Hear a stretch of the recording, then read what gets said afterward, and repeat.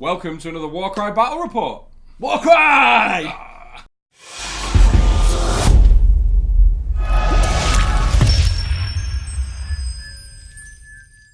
Hello and welcome to another Top Table Gaming video. As always, you're joined by me, Jay. And I'm here today, Top Table Lee. Hey! I made it! It's I'm happening! Down for a report. Lee's getting his WARCRY batrep in. Yes! Yes, we're loving this, aren't we? So what are you bringing Yeah. today for the masses? We've decided to get away from the starter set stuff. Yeah. It's time to bring out the cool toys. There's What a have lot you of got? that around at the minute. So I brought my NIGHTHAUNT. Boom. Painted him from the Soul Wars box set. Yep. I was going to take up Age of Sigmar, then didn't. And then I've just been sat looking pretty on my painting shelf at home. What better excuse? Perfect, Bought the card right? set, had a game with them on the launch day. Yeah, you did. A couple you of did. games actually, did okay. Yeah, really looking forward Top to giving them out bananas. and seeing what's what. So you've got your NIGHTHAUNT, and I have got my GLOOMSPITE GITZ. Yeah, looking Again, forward to seeing these. AOS army of mine that I got them all painted, never based them, and I just kind of grabbed a load of them when I found out they were in WARCRY, threw some basing stuff on them, and now they are good to go. So we are showing you some of the AOS factions throwing down today, and I think we get stuck straight in, right? Let's do it. We're going to spin the camera around, we're going to show you the scenario, we'll show you what we're taking, and we're going to dive in. See you soon, guys. Yeah. Alright, so here is the battle plan we are playing today. We've set up some terrain to make it look pretty. We're not diving into the terrain battle plans yet, but the scenario we're playing today is Hunt for Glory. Place one objective at the centre of the battlefield, and then starting with a player who wins priority, we place one objective each, 9 away and 4 from a battlefield edge. At the end of a round, player scores 1 VP for each one they control, and we're playing 3 battle rounds, so this is going to be a quick, bloody aggressive game, no doubt fighting for the centre of the battlefield. The deployment is standoff, which means our shields are starting in the middle, and our hammers are starting in the corners, and then round 2, the 2 opposing corners, our daggers are coming on, and then the twist is one we've not seen before, and it's a pretty bloody one, and that is Battle Frenzy, which is add 1 to the attack characteristics of attack actions made by fighters have a range of 3 or less. So when we're getting stuck in, we're going to be rolling some dice. I wouldn't like to play Steve in this with all his crits, No. but we're going to be rolling some dice, and we're going to be playing WARCRY the way it's meant to, which is brutal, bloody, and fast. With that, let's show you the lists. Right, yeah, so here's my groovy little NIGHTHAUNTs. I've got, leading them today is an Extoller of Shaiish, which Nice. is the chap with the big bell. He's got some groovy things. He can bring people back. Previously removed models can come back, which is quite cool because it's not if they've gone that turn, it's just if they've gone that. So that's my understanding of it anyway, so we'll look into that. I've got 3 Gus Reapers. Nice. Who have a pretty powerful quad ability, so fingers crossed I can get 1 or 2 of those, that'd be quite nice. Bring it. 2 Chain Rasp to make up my points really, and I have a Spirit Host. They are pretty horrible. So if I remember correctly, for a triple, they can turn hits to crits. Correct. And they roll, with the twist, 7 dice in this one. They do. That is going to hurt. And they've got 30 wounds as well. So and you can bring him back to life. And they can come back to life. What I find really interesting is, especially in objective control, resurrecting is so hard to telegraph. Yeah. And like, I lost a game at weekend because last turn he just went, come back to life. Yeah. And my numbers were skewed. But sounds wicked. Should we have a look at my gits? Let's have a nosy. Alright, so here are my GLOOMSPITE GITZ for this game. And this is the first time I've ever put these models on the table for anything, so I'm very excited. Fantastic. And we've of course gone for the big yellow cave squigs as much as we can. So leading my force today is the Boingrot boss, who is an absolute beast. And the lances on the Boingrots give me 2-inch melee, which is key.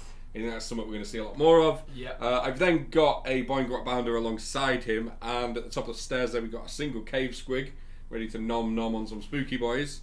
At the top on the top platform, we've got 2 stabbers with barb nets. So barb nets are interesting. Right. For a double, they can stop you moving or disengaging, but on a 3+. So a double is quite cheap, but they have to roll a 3+ for it to go off. But Right. So they're kind of risk reward. And then of course we've got 4 stabbers who are going to be running objective duty. Yeah, and yeah. that is the GLOOMSPITE GITZ. So we've talked about the scenario. We showed off the forces. Should we play some games? Let's get stuck in. Boom! Okay, so deployment is done, and as you can hopefully see on screen, we've got our shields staring down the middle objective, and then diagonally from the middle, there is one 9 inches away in each direction. This usually ends up quite equidistant, and I've got my bounder up on the northeast table edge with a squig and a netter, and you've got your spirit host and leader with a funky name over at the Extoller back. of Shaiish, yes. That's exactly what I was going to say. And we're going to get ready to jump straight into it. We've got a 3-round game for you, and we're going to come back with turn 1 initiative roll. Alright, so turn 1 initiative. Most importantly, good luck, my friend. Good luck. Let's do Good it. luck. Okay. I mean, bad luck. Anyway. So, turn 1 initiative, and the Gloomspite Gitz get... Alright, so we've got a double 6, a double 4, and 2 singles, which isn't too bad for turn 1. Let's see what the Nighthaunt can do. Right, okay, time for some spooky dice to see what we can get. Not too bad, not too unhappy with that. 2 dubs, 2 singles, pretty like you say, Jay. Pretty basic start, I reckon, pretty average. Let's do it. Okay, so because we are tied, we're going to have to roll to see who gets the initiative at the start of this phase. So I'm going to roll first. In fact, should we roll at the same time? Yeah, go on. What colour dice have you got? I got a black one. What have you got? I got a black one. I'll use my gold one here. Okay, here we go. Go. I get a 4. Oh. So we go with initiative, which means we spend our wild dice first. Okay, so I spend first because I've got initiative, and I'm going to use my wild dice this turn to make my double 6 a triple 6, dangling the carrot of whether Lee wants to steal initiative. I'm going to bank my single. My wild dice, sorry. Alright, so Lee's keeping his till next turn, which means we have to roll off again because it's drawn initiative. Alright, here we go again. Let's see who takes turn 1 initiative. We get a 5, Lee gets a 6, and I am glad that the Nighthaunt took it. So, we're getting straight in now. We'll come back with the first activation for the Spooky Boys. Woo! Okay, first activation, this chain rasp here with the mace, and that's going to be a move. And his second activation is going to be another move. So yeah, just a double move there. I wanted to get in on that backfield objective, your backfield objective, because the guy in the middle there looks pretty scary, and he's quite tough, but he's only got 8 wounds, so just get him out of the way, really. Cool. Let's come back with the Gloomspite. Okay, so I'm going to activate the grot with the barred net just at the back there, and he's going to take the wait action. And with that, he is done, and he'll reactivate again later. Right, second activation, the Extoller of Shaiish is just going to move up 6 inches. And his second part of this activation, he's just going to move another 6 inches. And with that, he's done. Okay, so I'm going to activate my Boing Grot boss first. And the first thing he's going to do is trigger his Boing Boing Boing ability for a triple. Which basically means until the end of this fighter's activation, the next time it takes a move and finishes within 1 of an enemy fighter, pick a fighter within 1 and allocate the number of damage equal to the value of this ability. So I'm going to spend my triple 6 to activate Boing Boing Boing, and then I'm going to take a move action. Okay, so my Boing Grot boss has moved up to challenge your leader, and in doing so, Boing Boing Boing causes 6 damage. Okay, so for my second action, I'm going to make an attack action, and my Boing Grot boss has a 2-inch melee. He's absolutely within that. And it would be 4 dice at strength 5, but it's 5 because of the twist battle frenzy. And so at strength 5, what's your toughness on your boss? Toughness 5. So we're needing 4s to do some damage to some spooky boys. Boom! So he gets 2 hits, which is 4 damage. And I'm not going to lie, I was hoping for a little bit more there. But what can you do? And with that, the Boing Grot boss is done. Okay, this activation, it's going to be the Spirit Host, and he's going to move up for 5 inches. Okay, and the second part of his activation, he's just going to move up 5 inches again. And he's done.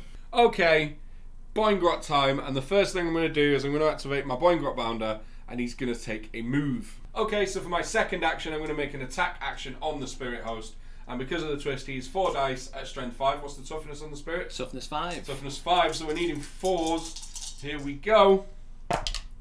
And that is 4 hits. He is angry, jumps in with his lance, smashes the Spirit Host for a massive 8 damage.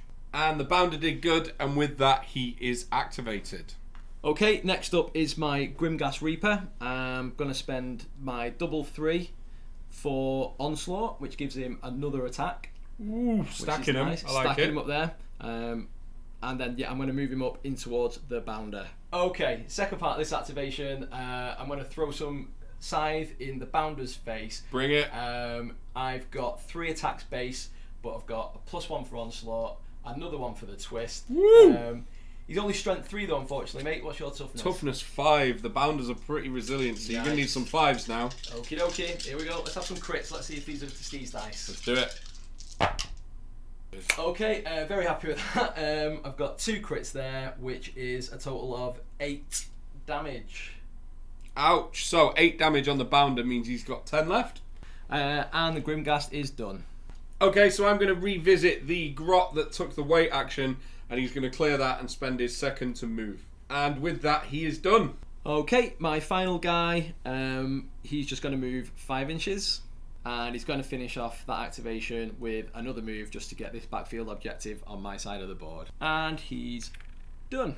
Alright, so I'm going to activate the first of my 2 stabbers, and he's going to swing like crazy into the Spirit Host. So I'm going to make an attack for my first action, and that's going to be 4 dice because of today's twist. And I'm strength 3. What's the toughness on the Spirit Host? I believe it's 5. He is toughness 5. So we're going to need some 5s here. And the Stabba is angry, and he gets 3 hits and a crit, which is 6 damage on the Spirit Host. Alright, so that went so well. We're going to do it again. And again, he's getting a solid 2 hits on 5s, which is another 2 damage. We are whittling away on this Spirit Host. Alright, so after a pretty successful couple of attacks, the first Stabber is done, and we'll come back with the second one. Okay, so now I'm going to spend my double 4 to trigger Onslaught for the second Stabber, so he's +1 attacks from that and the twist, because we're going for a bloodbath today, so he's going to spend his first action to attack. Okay, so coming in at a whopping 5 dice in total, strength 3, swinging on your toughness of 5. We're going to need some 5s from the Stabber. And he gets 1 crit, which is going to be 3 damage on the Spirit Host, which puts it down to 11 left. And then for his second action, he'll swing again. Okay, second action, we're going to take another swing. Again, 5 dice, needing 5s. And we get a hit and a crit there, which is 4 damage. Stabber's really getting some work done there for the Gloomspite Gitz, and that is both of them done. Okay, so for my last activation, he's going to be my Cave Swig, and he'll spend his first action to move. And the Cave Swig has taken a move just to put his butt within 3 of the objective, but ready to run out for next turn. And with that, he is done, and that is the end of round 1. Right, so that's the end of turn 1. I think it started booting off a bit quicker than we might have been expecting there, mate. It did, like you threw the first punch and then we kind of just retaliated from there and it just went off, didn't it? Yeah, I wasn't expecting them to be, the goblins to be quite so hitty there. Sorry, the Gitz to be quite so hitty. I wasn't expecting them either, but we figured, you know what would we do in a time like this? And it is, of course, get stuck in, right? Well, yeah, it's a game, isn't it? Yeah, obviously the triple ability doing 6 auto damage and then jumping up and having a poke was good, and then the Stabbers were swinging for days. The first one, pretty mental that, was wailing in. I'm gonna have to have a look at those cards at the end of the game, I think. Of course, but that is turn 1 done. Turn 2, the daggers are going to come on, and as it stands, it's 2-1 to the Gloomspite Gitz, but all to play for, and we'll come back with a turn 2 initiative roll. Okay, so the daggers have come on from the board corners, which you're going to see in just a second, but let's do the Gloomspite Gitz turn 2 initiative roll. We get... Same as turn 1, we get a double 2, a double 3, and 2 singles there. Let's come back and see what the Nighthaunt can do. Okay, here we go. Golden dice. Let's see what we've got. Come on. Okay, yep. 2 4s, 2 3s, 2 singles. Alright, so we're tied for initiative, so we're going to have to take a roll off. And the Gitz get a 6, and you get a 4. And I think you'd knocked me onto a 6 there, but I'm taking it. Bugger. We take initiative. Okay, so to spend my wild dice for this turn, I'm going to turn my double 3 into a triple 3. Okay, for mine, I'm going to use my wild dice from the first turn to bulk up my double 3 to a triple 3. Nice. And the wild dice from this turn to bulk up my double 4 to a triple 4. Very nice, my friend. So I sense there's going to be an angry spirit host going down here. We are tied, so it's another roll off for initiative. Alright, let's do it. Let's see who takes turn to initiative. I won it this time. We get a 6, and he gets a 6. We're going to re-roll. Here we go. You roll first this time. Lee gets a 5. And we get another 6. And the Gitz take it. We'll come back with the first activation of turn 2. Okay, so I'm going to go with my Bounder Boss. And I'm going to spend my double 2 to trigger Onslaught to give +1 attack. Because that is the theme of this game. So that takes in with the twist up to 6 dice. Strength 5, toughness 5. Needing 4s on your leader, yeah? Here we go. That is 2 hits, which is 4 damage. And then for his second action, he's going to do it again. Here we go. Second attack, needing 3 hits or a hit and a crit to take your leader out of action, which would be great here. And we get a hit and a crit for 7 damage. And we take your leader out of action. Okay. And with that, the Bounder Boss is done. Over to the Nighthaunt to see what they do in retaliation. Okay, my first activation of round 2. I'm going to spend my triple 3 on Frightful Touch on the Spirit Host, which means all hits count as a critical hit. Uh-oh. Which is quite good. So we're going to do that. So they are strength 3. Swinging at my Bounder, which is toughness 5, so you're going to need some 5s here. Excellent, and I've got 7 attacks. Bring it. Okay, here we go. The first swing on the Bounder from the Spirit Host. Fives was it? Sorry, Jay. 5s and 6s are all crits. Okay, that's really disappointing. That's only 4 damage, and it was a crit anyway. It was a crit anyway. So that takes him down to 6 health remaining. I'm guessing your second action will be to hit again. Correct. Let's do it. Okay, here we go. His second swing. Hopefully something a little bit better. Here we go. I'm happy with that. That's 2 crits for a total of 8 damage. And that is the Boingrot Bounder done. Woo! And with that, the Spirit Host is done. Okay, so I'm going to activate this Stabba here on the end, and he's going to swing twice at the Spirit Host because he had some pretty good success with it last time. So 4 dice because of the twist, strength 3, toughness 5. So we're going to need some 5s here. First attack, that is 1 crit, which is going to do 3 damage, and then he's going to come back and swing again for his second action. Okay, we're going to go again. Let's see if we can get some more work done on the Spirit Host. And we call that the Steve Crow Special, which is 2 crits, which is another 6 damage on the Spirit Host. And with that, the Git is done. Okay, mate, for this activation, I am going to go with the Grimghast. He's going to swing at the pointy guy that's not been yet. The one that's not activated makes the one sense. That's not been activated. I'm going to spend the 4 for Onslaught, which gives me 5 attacks with the Battle Frenzy twist. So I am strength 3. We are toughness 4. Okie dokie. So you can need some 5s here. That's 2 crits for 8 damage. And he is dead. You have just one-shotted my Stabba that was yet to activate. Okay, second activation. I'm going to go against that damage dealer, spiky, pointy boy. Super Stabba. Super Stabba. So here we go. Needing 5s. Bring it. That's a hit and a crit for a total of 5 damage. Yowzers. I was really worried you were going to take both down there, but he is hanging in there just. Alright, and that's it. Done. Okay, so we've taken more casualties than we'd have liked this turn. But I'm going to go with the Stabba with the barb net, and he's going to take the weight action. And with that, he is done. Okay then, my Grimghast with the scythe raised. He's coming over, all guns blazing. He's going to make a move of 6 inches. And the second part of his activation, he's going to float up another 6 inches. And with that, he's done. Okay, I'm going to come back to the little netter that can. He's going to clear his weight action and take a move. Hiding behind the wall from the big spooky boy. That is him done. Okay, first action is the Grimghast that's just come on. He's going to float up 6 inches. And to finish off, he's going to float in another 6 inches just to be next to all his friends in the middle of the board. And he's done. Okay, so I'm going to activate my Grot with the barb net, and I'm going to spend my triple for Rush to give him +1 move, and then he's going to move. First move to get through the door there, and then he's going to take his second to move again. Leaving his pals for dust. That is him done. Back with the spooky boys. For this activation, it's just going to be this chain rasp with the stocks wrapped around his neck, and he's going to be going on a weight action. Someone's been watching my top 5 Warcry tips video. Link on screen now. Okay, so the first of my stabbers is going to go, and we're going to do 2 move actions.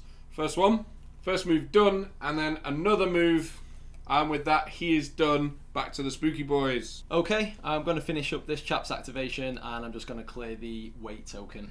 And with that, he's done. Okay, last of the stabbers are going to go. I'm going to spend my first action to move. And again, chasing his boys, he's going to spend his second to move. That is the last of the trio of stabbers done. Back with the chain rasp for the Nighthaunt. Okay, this activation, just copying his mate down further on the board. And he's going to wait. Okay, so I'm going to do the Cave Squig, and this is going to be the Gloomspite's last activation. And he is going to take a double move to run 8 inches frantically on the spot and end up exactly where he is right now. Cave Squig is done. And going back to my chain rasp, he's going to finish his activation by clearing his weight. And with that, he's done, and that's the end of round 2. So we're just going to turn the camera around and have a quick recap. Alright, so turn 2 is in the bag, and after turn 2 it is now 3-all. Nice. All to play for. And I have to admit, I didn't see this turn panning out that way. I managed to steal initiative on a roll-off where I got back-to-back 6s. Too many 6s, but that's fine. And then taking out your leader, removing your ability to resurrect, seemed like the smart thing to do. Yeah. But I didn't see in retaliation me losing 2 of my models on the centre objective so quickly, at least. Yeah. Been a problem.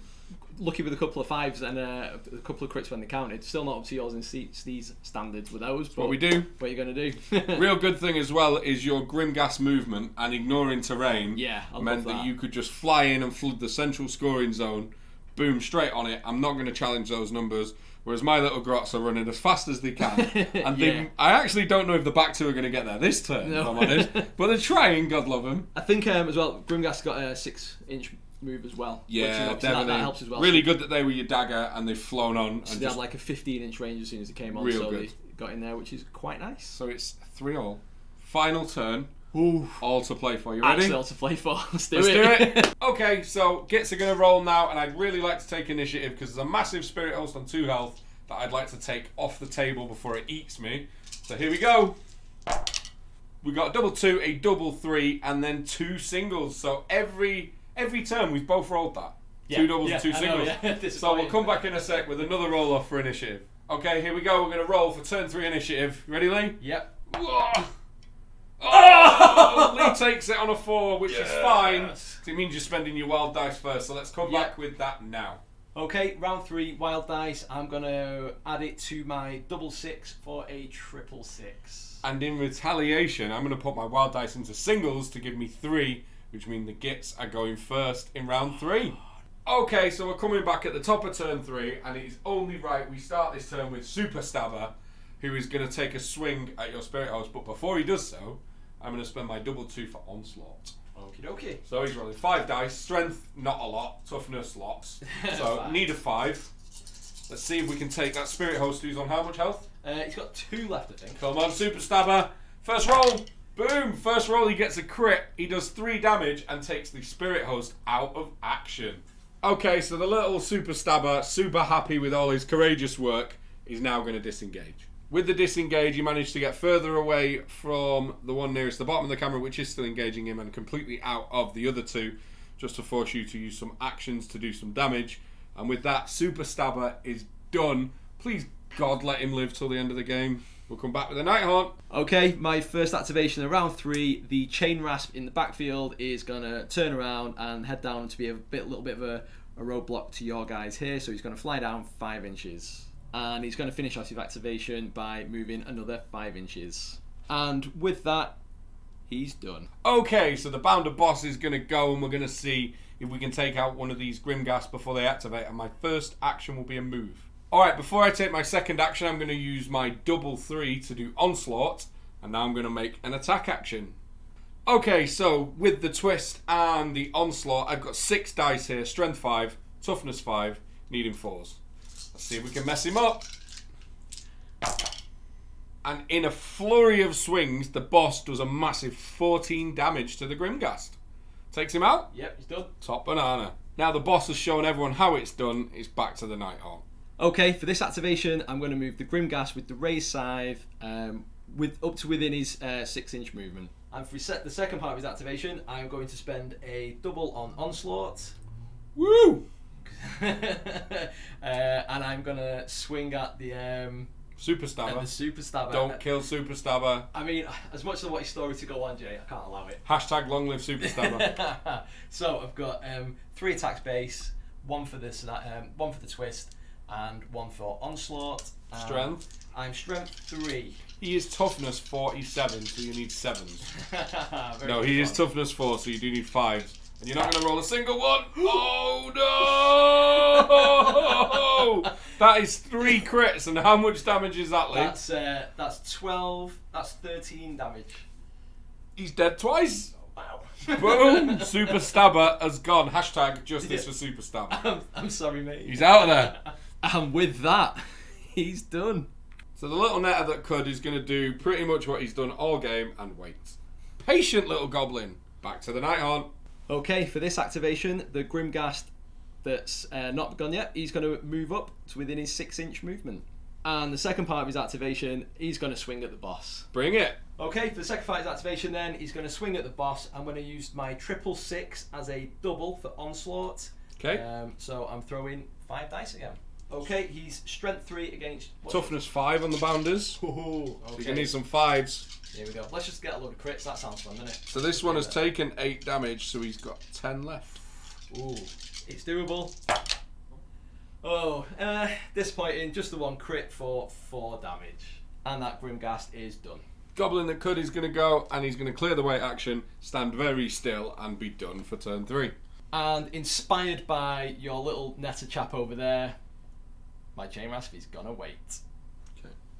Okay, so next up is the real brains of this outfit in the Gloomspite Gitz, which is the Cave Squig, who's going to spend his first action to move. And then he's going to spend his second action to move again. And there we go, run into the Bounder Boss's side. He puts himself within the 3-inch scoring zone, which could actually make a big difference. And with that, he is done. We're going to come back with the Nighthaunt.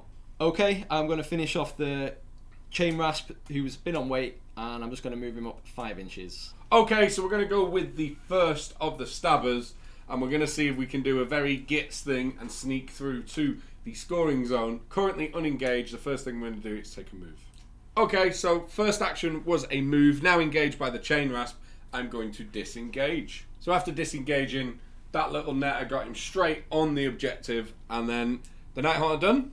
Yep, no activations So left. we'll come back with the next one for us. Okay, so we're going to go with Stabba number 2, and he's going to take 2 move actions, but we'll do his first and then come back. First move action done, just staying over an inch away from that chain rasp.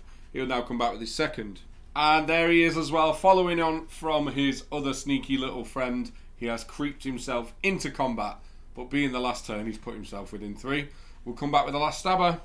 Okay, here we go. The last of the Stabbers is going to go, and he's going to move.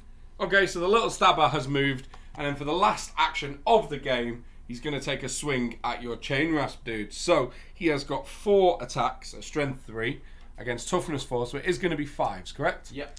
Here we go. Let's see what he can do. Boom! And he gets 2 hits, which is going to do 2 damage. And that is the end of turn 3, the end of the game. Epic handshake, my friend. Great fun as always. We'll come back with a battle roundup now. Okay, so we are back, and that is the end of the game. And somehow, through the clutches of the final few activations, the Gloomspite Gitz managed to steal the day 5-4 by grabbing that central objective. How was the game, man? I enjoyed it. I definitely think I needed more bodies on this particular one, but I just want, at the minute, it's only like my second game with them.